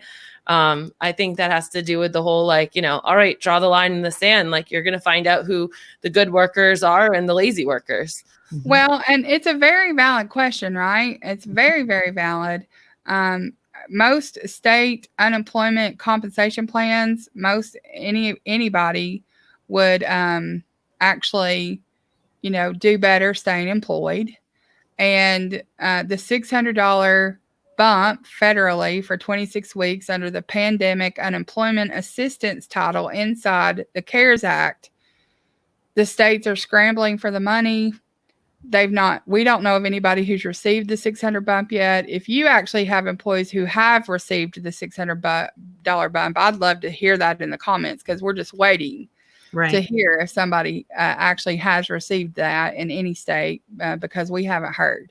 But it's an extremely valid point. And again, this is just more of like, that could be the quick answer, or is there another answer? And it could be the thing that comes that it is, that they could actually do better on unemployment than staying employed with you. And I gotta explain one thing, because I had a client ask me the same question who was a physical therapist, and they had an employee that they furloughed and wanted to get them back to work, and they didn't want to because they were making more on unemployment than they could coming back to work for them. I mean, and I think at that point in time, as a business owner, you've got to extend the offer. But if you need somebody, you've got to go hire that person. And then the one that actually didn't want to come back because they were making more on unemployment has lost their position. Yes. So that's a decision that your employee is going to have to make as to if they want the long-term employment or the short-term unemployment bump. And again, the other thing is, okay, if you do paycheck protection, I can stay employed for 8 weeks so that hopefully my business can ramp back up really quickly. I don't have to call people back and get adjusted, and all that kind of stuff and then get back to business. We can keep the train running.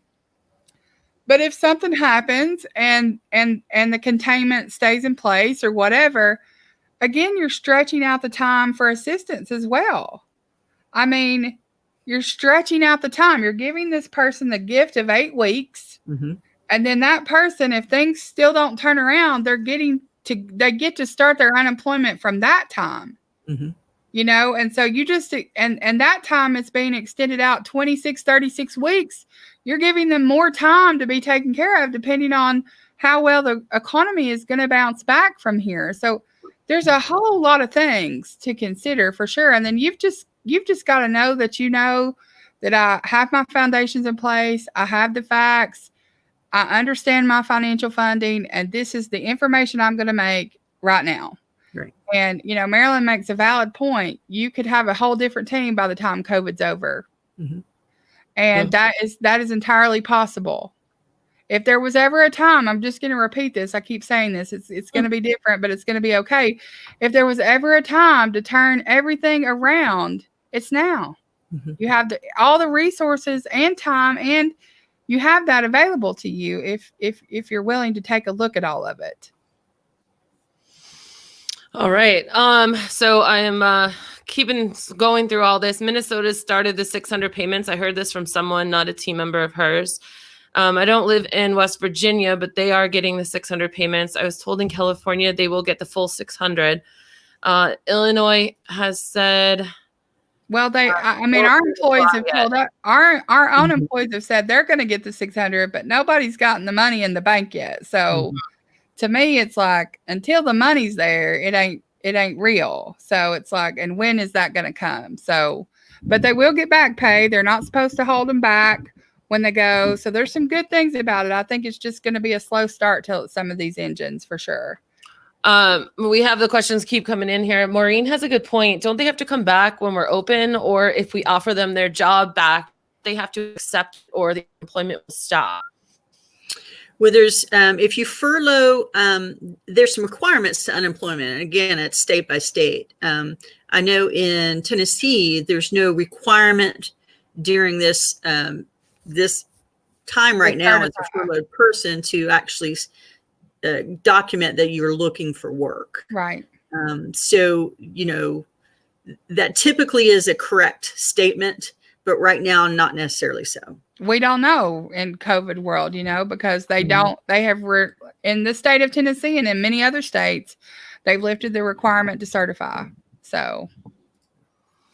Bo asks, if we're offered PPP, can we put off starting the 8-week period, like start the 8-week period in June? Guys, I don't know. Great I question. might have answered some of these, but my brain's mushed, so I'm just going to go ahead and ask you again.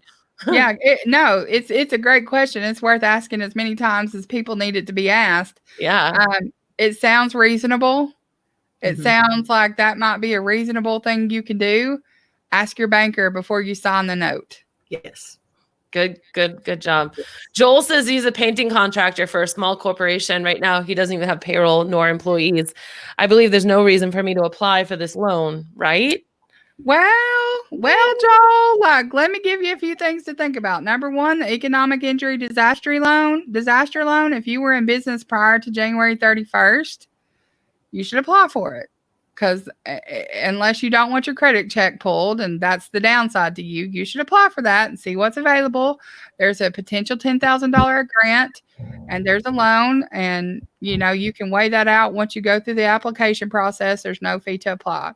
The SBA Paycheck Protection Program, you have a corporation, you didn't have prior payroll, but unless maybe you moved from a corporation, you were an independent contractor before that. So you might have opportunity for yourself personally, depending on your situation. This is where I get the answer that most of the accountants around our family say is it depends. So, which I don't like. So, like if you were an independent contractor and then you got the S Corp this year, then you might need to file for your PPP to take care of yourself as an independent contractor. So. Okay, I'm doing too many things back here in the screen, and I'm trying to get this off, and that's okay. We can leave it up there. Nobody minds. This is why when you make it big, like one day Jump Consulting will be able to have its own production crew doing this in the background. For now, it's just I. Hey, no, this is a 5-star program right here to me. I think it's fine.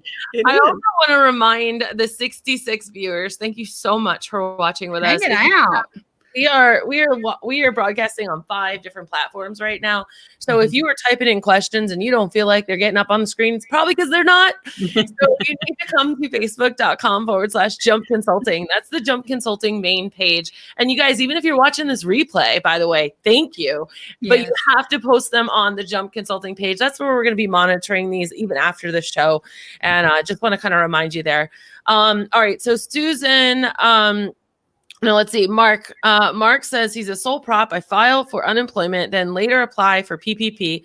Will filing for unemployment have a negative impact on my loan application? That's a cool question.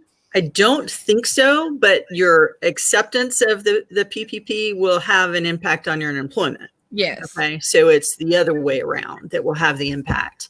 But no, I don't think it'll have any impact on your loan application. They don't cross-reference that. They don't check anything. There's no credit check. There's no loan guarantee. There's really no checks for the PPP application. Yeah. And this could be one of the things, like, we don't know how that would impact it, and if you got the paycheck protection and you've gotten unemployment and they distribute the paycheck protection and you're supposed to basically pay yourself, when you go to verify unemployment, could they ask for the unemployment funds back? Like, I don't know. Like, again, this would be a great question. Be very, very upfront with your banker about what's happened, what you did, what you're trying to do, and let your banker guide you. Talk to your accountant, like conversation, communication, guys. Like, we're answering the questions based on our best knowledge at the time, but and we just can't stress enough, like, talk to the banker, talk to the banker. Yeah. I also love the group think that's going on right now, because there's a couple of people that really have their brain wrapped around this good. So they're asking good questions. And I always know when I'm in the audience, sometimes I don't know what to ask you, but I'm learning a lot from other people's stuff. So yes, I want to encourage you, like, throw up some hearts and likes and stuff, and little encouragement to the ladies here if you like what they're saying or just are really appreciating them. Randa says, and this is also a good question, if you bring them back for the PPP and you're like, yay, but then you don't have enough work, do you have to lay them back off? Well, first off, this is a serious question, but who's with Randa in her picture? She is so cute. That's what I want to know. The little puppy. Yeah, very, very cute. Okay, so don't get enough work. Do you lay them back off? Again, this is where we're defining work. What kind of work do we have in this 8-week period? Are we going to just pay our people and take care of them? Like, I think that the answer to that question is there's several ways that could be answered based on what you're going to do. But one of the things we just said is, like, if you had them for 8 weeks and you pay them out, so you took full advantage of the PPP and your people got it and all that kind of stuff. And then basically, yeah, so you hire them, they come back, you pay them. And then we're still in containment. Let's go worst case scenario, which I don't like doing, but we have to think about that. Stockdale paradox. We have to too. Yeah, we have to confront the brutal facts, but have hopeless optimism for the future. So worst case scenario, like there's still no change. We're still in containment. The business can't return. So you do lay them off again, basically. Yes. Okay. Awesome. So we've got a painting contractor, small corporation. Oh, this one we already answered. Okay. Pay employees to write content. Yeah. Yeah. We'll like read a book. Yeah. I mean, I wouldn't mind getting in a little just 30-minute ideation brainstorm thing. Like, what could you have a team of 50 people do if you had them for 8 weeks and like, what could you do? You know, like you kind of have to assess your team and your employees and their skills and their gifts and their talents. Bring your team in and say, hey guys, what could we do? You know, invite them into the conversation. Don't sit in a bubble and make the decisions all by yourself. Like, that's what we're doing too. And we've been so amazed at like, what's the fruit that's coming out of this process. I mean, this is where a bad thing can be a good thing. And so just invite people in, just conversations and communication. Right. Awesome. Tracy says, is it okay for me to share this great handout with the New Hampshire Pet Professional Group? Absolutely. Yeah. But Tracy, if you really like it, we all would be honored, and I'm sure they would be too, if you actually shared the broadcast with them and allowed them also to go type Congress in and get all those free goodies. Yeah, that would be fantastic. We'd really appreciate that. All right, let me see where I'm at on my scroll. Oh my gosh, you guys, your questions are absolutely amazing. Tracy, no, I'm not running with Biden as his no. How can I prove what I pay myself as a sole proprietor if I don't do formal paycheck, but just periodically transfer money into my personal account from my business account? Yeah. It's really not about what you transfer over. It's about the net income of your business. Yeah. So really it's about what's on the tax return, Schedule C. That's what your net income is. It doesn't matter what you transfer back and forth between your business and you. Awesome.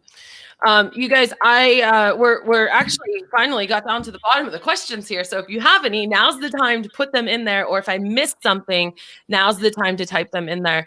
I want to also throw a shout out to all of our awesome mastermind members who are watching right now. You guys are really popping it with the questions, and I love it because your head's in the game and you're the doers and you're making it happen. I also want to encourage you guys. We're talking a lot about what can we do and how can we market and what kind of things can we get creative with. If you go to the jumpconsulting.net blog, I've been posting a lot of stuff, including a resource guide of grants, of places that are hiring, of loans, of links. There's so much information on the blog on jumpconsulting.net.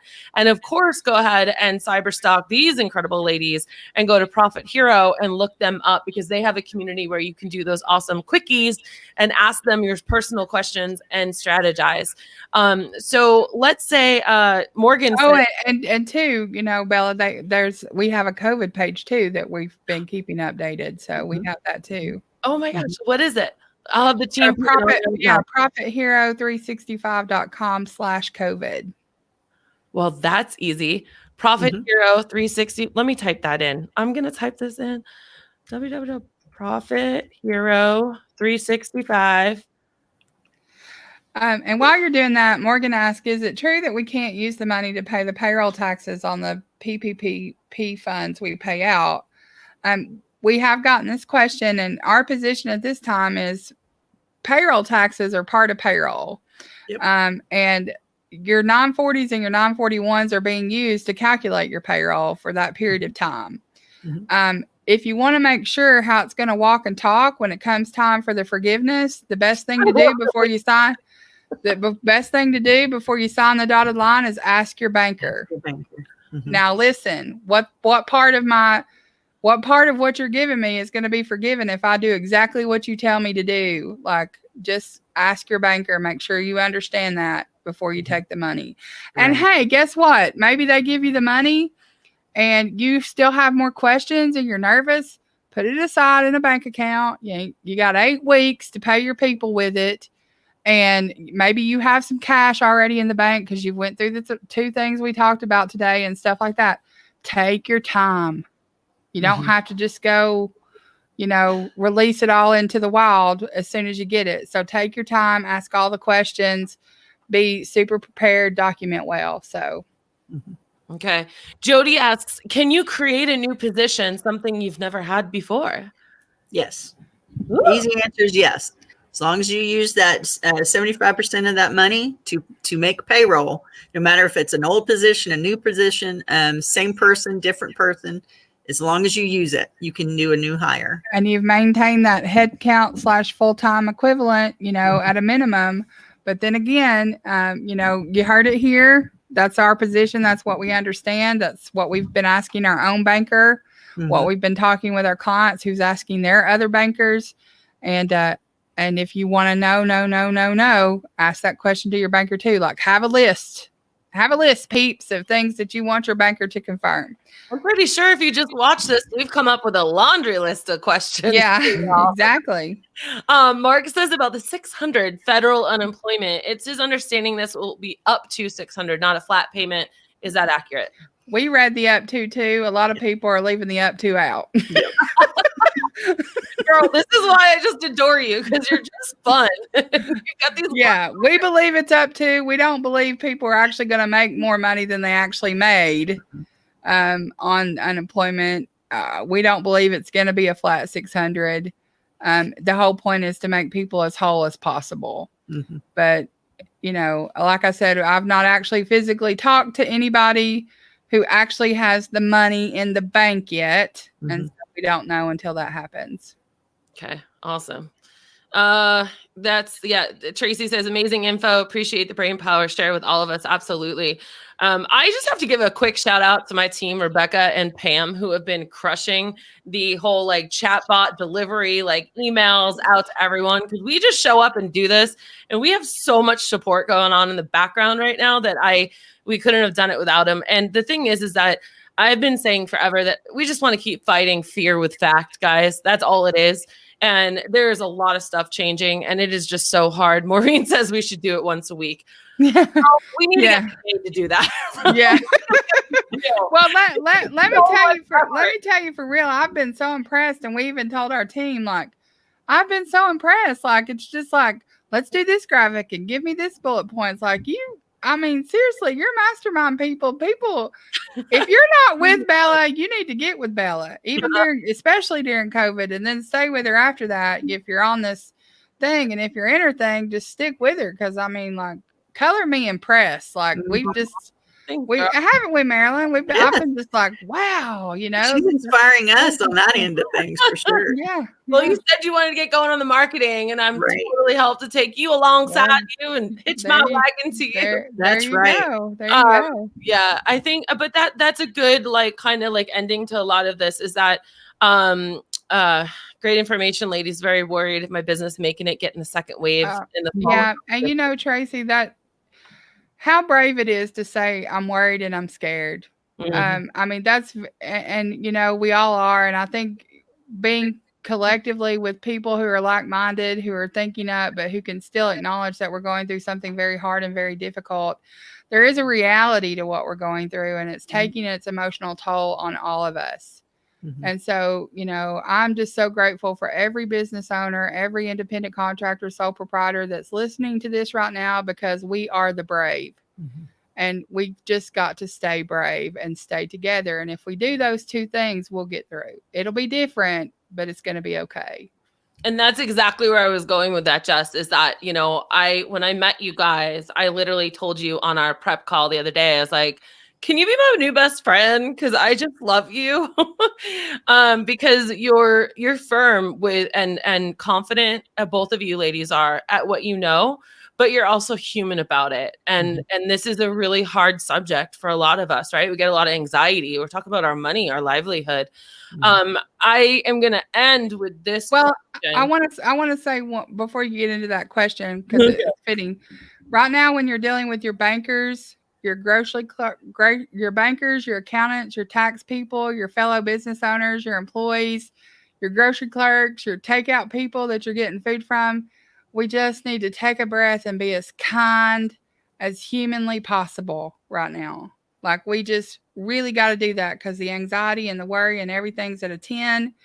And, especially your bankers and your accountants and your tax people that are helping you right now, like if they're not getting back to your email right away, I promise they're not ignoring you. There's a lot of you to help, and we all want to. This a community of finance professionals, like we're all digging in and we want to help. Because you guys are worth it. Every small business owner listening to this, whether live or on the replay, you are worth it. I've had, really special people in my life pour this message into me that we're worth it, and you guys are worth it. Your businesses are worth it. The service that you bring to your community and the life you bring to your families, it's all worth it, and we'll get through it together. Amen. Be kind. Be kind. Amen, sister. So, well, I'm going to save Deborah's for a second because, Maureen says, I want to hire you ladies to be my accountants. Susan says, can you work with clients in different state? So, why don't you just break down? And I am almost embarrassed because we just jumped into all this stuff. My gosh, let me give you the space to explain how your business actually works. Oh, yeah. Well, the first question is we do, because we're in the e-commerce online space, and we love our service-based businesses because we are service-based businesses. We're in all 50 states, and we're even international with our clients. We have DIY options. So if you're a DIYer and you're doing things on your own, but you need help and support, you need things beyond accounting, you need somebody to ask questions to, you need somebody to talk about profit first with, you need to have somebody talk about operations and strategy. Like, we don't just deal with the numbers thing. We really do deal with the business stuff, and the number stuff. It makes sense when we can talk about the number stuff in the vein of the business. We do done with you services. So if you need any kind of training, or you just need someone to sit down and work the plan with you, we do coaching. We do done for you with accounting and tax as well. And so we have actually 3 different companies. We have Profit Hero, which is our membership community. We'd love to welcome anyone into that family. And we can unlimited ask the pro in that community. You can send an email at any time about anything, and you'll get a response within 1 to 2 business days. We have DIY, lifetime access to the training in there on accounting and other stuff besides accounting. Profit first, operations, strategy, tax. We also have e-mentoring. Like right now, what we're doing in our community, we're coming live every week on Tuesdays with a topic through June, when we only usually do it once a month. Wait a minute. So when Maureen said, can we do this every week? We do it every week, Maureen. We do it every week. Also, our Facebook page, facebook.com/ProfitHero365. We're going to go live every Wednesday and send out emails every Wednesday about COVID updates and things that we're seeing. We're not relying on Forbes or the mainstream media to give us our answers. We're taking it to, Main Street, small town, small business America, and we're bringing the facts based on what we see and what we hear and what we're experiencing. And then we also have what's called these Profit Partner Quickies, where as part of the membership community, you get to sign up for these. We have spots open 1 to 2 days a week where you can schedule 10-minute consults with a Profit Pro or CPA, and it's baked into the community. So it's very interactive. It's very service oriented. It gives you training and partnership and mentorship, basically. So there's lots of ways for any business owner to plug in with us. Marilyn, anything to add? I think she covered all this. She does it all. Of course, there is ProfitHero365.com is where you can reach out and find a connection to all of our services. So yeah. It's a great place to start. Incredible. All right. So we're going to close this out with this question, because this is actually a very good question. It has not been asked. Deborah, thank you for submitting it. From an accountant tax perspective, what should we do in all the donation clients, these gifts that these business owners are getting? Some of that had gone into the business account, and some of it had honestly been used to pay payroll a couple weeks ago from some of my clients. What should they be doing with this from a accountant standpoint? Well, I'll answer it. You can add on, Jess, if you ever thought, but since I do taxes in the midst of everything else. So if people are giving you donations into your business, it's for your business. You should really deposit it in the bank and then turn around and use it for your business needs. So track it. Okay. If they're just giving it to you because they're just paying it forward and it doesn't have anything to do with really your business, that's a gift to you. Okay. So it's not necessarily income. You really have to weigh what the intent behind it is. Yes.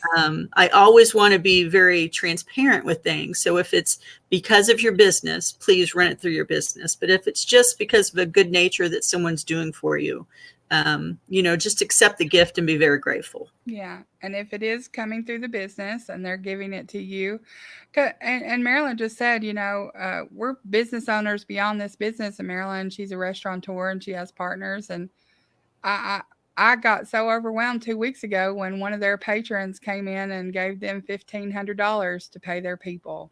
Wow. And, that was a donation to the business for a business purpose. So that $1,500 got counted as income, and that $1,500 was used to pay business expenses. So Marilyn's right on the money with that. Like, what was the intent? What was the purpose? How does it need to be treated, and handle it accordingly? Because what the IRS does expect, no matter what someone calls it, is that if you receive income, they want you to claim it and report it. Good question, Deborah.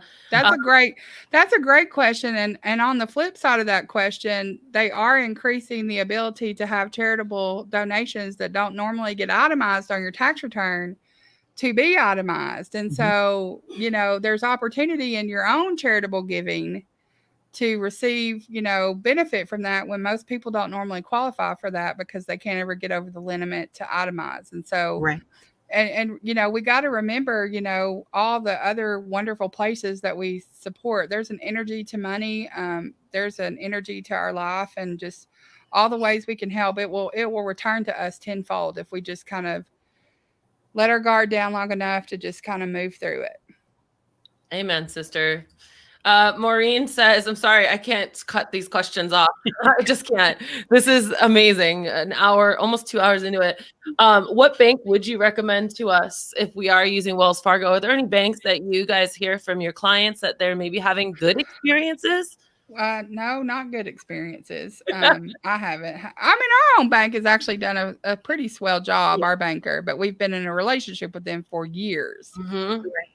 I've heard the bank has been doing good. That's my bank. And that's good. I've heard that they've opened and welcomed other people. That was maybe over 24 hours ago. So I don't know how fast things change. Which bank did you say? U.S. Bank. Yeah, I was going to say U.S. Bank is on the list where they're actually accepting non-U.S. Bank customers. They're not making you be a customer by a certain day. You go to their usbank.com. I think it's like Paycheck Protection. And there's a little online form for you to fill out. And they basically say, we're willing to work with our non-U.S. customers, but please go to your bank first. If you use payroll and you use Gusto as the payroll provider, which next to zero, Gusto is like fantastic for payroll. There's no better payroll system on the planet, I promise you. But they did something really cool that I just noticed inside the dashboard. If you guys used Gusto payroll, they had a little button there where they've actually reached out to lending partners to help their Gusto people get funding. And so there's a bank inside there. And then they also reference Lendio, Lendio, as another lending option that was taking PPP applications. We've had some clients that literally just started dialing for dollars and Googling banks in their area and started calling and just having a conversation and figuring out, what banks can I work with? If your existing bank isn't doing it, because a lot of credit unions and things like that, we're finding they're not participating and stuff like that. So this is definitely the opportunity to find a bank. And when you find a bank that's working with you, figure out how you can do business with them in some way, shape, or form. Profit First says you need 2 banks. So, this might be the second bank you didn't know you needed. Yeah. Gosh, relationships, taking a deep breath, being nice to each other, having some faith. Prayer, hope, and faith right now, guys. Thank you for being here, ladies. Marilyn, Jessica, you guys are just amazing. Thanks for having a servient heart and just jumping at the opportunity to come on with me again. and spending 2 whole hours, because I know that you have a lot of clients that you're serving right now. And I appreciate you coming over into the pet world and helping us as well. Thank you. Absolutely. We're happy to. Absolutely. And really proud of the brave that are showing up and the brave that are going to listen and just stay brave. Yep. Stay in community. If you're not in community, get in community. And conversations and communication. You know, this is just the time to just be open, and if you're around people that aren't open or what have you, get around people that are. Yeah. Amen. And you guys, if you, I just want to remind you, if you're watching the replay, let us know that you're still here with the replay. You guys are warriors. You are warriors, and that knowledge is going to get you everywhere. And please go ahead and type Congress below, and you're going to get all that free stuff. You've got the chart that Jessica gave to me, and then we made it look pretty. So it was a little bit more fun. It would have took me a month. Girlfriend, I don't do that. I know, but I couldn't even turn her. I'm telling you, amazing, y'all. Impressive. Color me impressed. Yeah. And then you guys, after you get that, you will also get access to that 3-part masterclass. And there's 3 segments of 30 minutes that you can sit and watch to kind of create your own financial foundation from these ladies that they normally sell for $197, and they gifted it to us. And I'm not hyping that up or anything, like that's the truth. And then after that, if you are interested in being in their community, which I encourage all of you guys to do, because I love how they're not just all about numbers, but they're about the strategy that goes along with the person that happens to own a business. That's kind of the way that I've seen it from you ladies. And that's why it's so successful, because it's not just about black and white profit and loss statement at the end of the day. It's about the full person. So thank you for doing what you do.